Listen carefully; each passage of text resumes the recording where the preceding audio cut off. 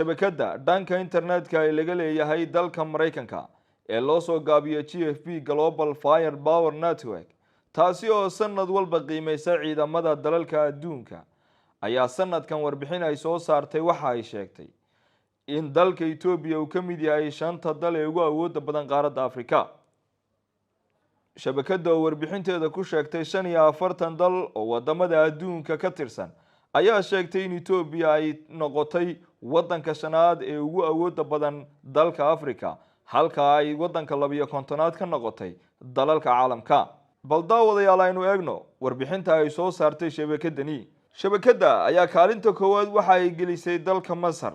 dalka Masar waxa uu ku yaala waqooyiga Afrika waxaana ay xuduud la leeyihiin dalka Masar bariga dhexe. Masar waxa ay leedahay ciidamada ugu xoogga badan Afrika waxaana uu noqday dalka 19aad ee ugu ciidamada weyn caalamka. ciidamada lugta, ciidamada cirka iyo ciidamada badda iyo ciidamada caadiga ah ee Masar ayaa marka la isku daro waxa ay noqonayaan 440,000 oo askari taasi oo ka dhigaysa wadanka koowaad ee Afrika ugu ciidanka badan. Masar ayaa sanadkii waxa ay ka heshaa 1.5 bilyan oo dollarka Mareykanka kaalmada military ee Mareykanku siiyo si ay u xoojiso awoodeeda ciidan. taasi waxa ay ka dhigaysaa dalka Afrikaanka ah ee hela xaddiga ugu badan ee gargaarka military ee Mareykanka. ciidamada dalka Masar waxa ugu weynay ay ka ilaaliyaan wadanka Masar khataraha amniga bariga dhexe ka jira.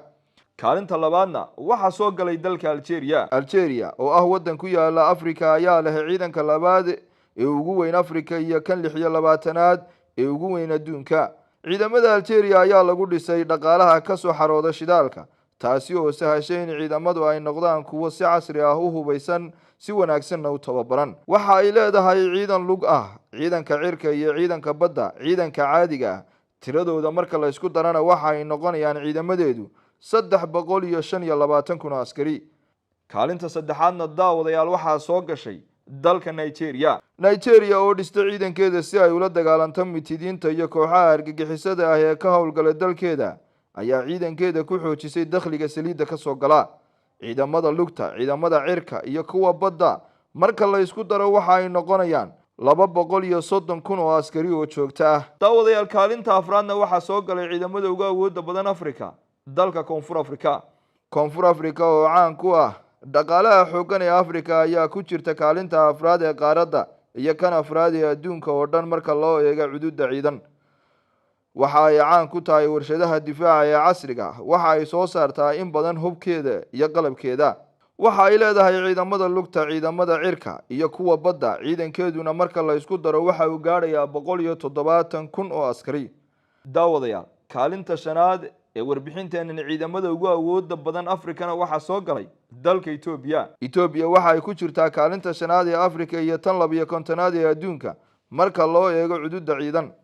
Itoobiya waxa ay aad u gelisay qarash sidii ay ciidankeeda ugu qalabayn lahayd hub casri ah iyadoo soo saarta hub ciidan oo muhiim ah iyo tababarid ciidan fiican. waxa kale oo xoojinaysa awoodeeda ciidan iyo iskaashi ciidan oo ay la sameysay wadamo kale oo adduunka ah. Itoobiya waxa ay leedahay ciidamo lugta, ciidamo cirka iyo kuwa badda oo isku darkoodu ay noqonayaan 160,000 oo askari in ka badan.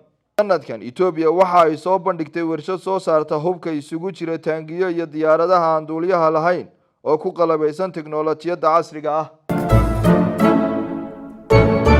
u soo wareegoo la jaanqaad dunida casriga oo ku maamulo abka Dahabalaas nolol maalmeedkaaga maaliyadeed. hadda kala soo deg App Store iyo Play Store abka Dahabalaas.